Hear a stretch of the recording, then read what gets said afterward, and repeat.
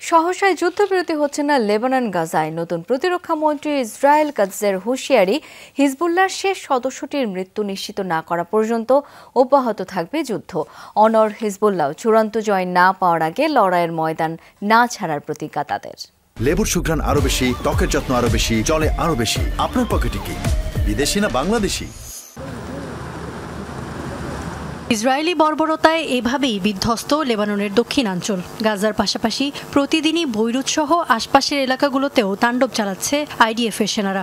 মধ্যস্থতাকারীদের নানামুখী তৎপরতার পরও নেই আগ্রাসন বন্ধের কোনো লক্ষণ। হামাস ও হিজবুল্লাহকে পুরোপুরি নিশ্চিহ্ন না করা পর্যন্ত থামবে না তেল আবিবের অভিযান। কড়া হুঁশিয়ারি ইসরায়েলি প্রতিরক্ষামন্ত্রী ইসরায়েল কাৎজের। আমরা কোনো যুদ্ধবিরতিতে যাব না। ইসরায়েলের উত্তরাঞ্চলে বাসিন্দাদের নিরাপদে নিজের ঘরে ফেরত নিতে হিজবুল্লাহকে পুরোপুরি ধ্বংস করতে হবে, আর তা নিশ্চিত না হওয়া পর্যন্ত লড়াই চালিয়ে যাবে ইসরায়েলি সেনারা।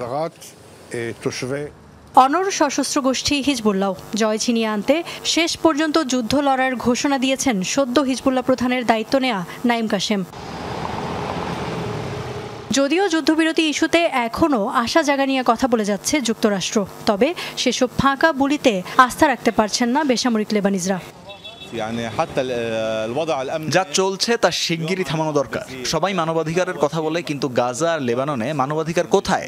জাতিসংঘ বলুন, ইউনিসেফ বলুন, কেউ কিছুই করছে না। কোনো মোরল দেশ বা মানবাধিকার সংস্থা সত্যি বলতেই কিছু করছে না।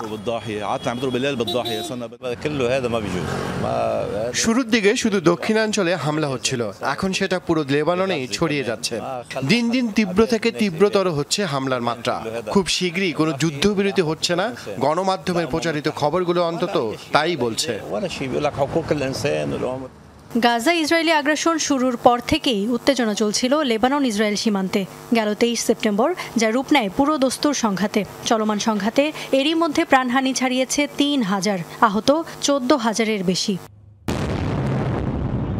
ইফাতারা খন্দকার, যমুনা নিউজ।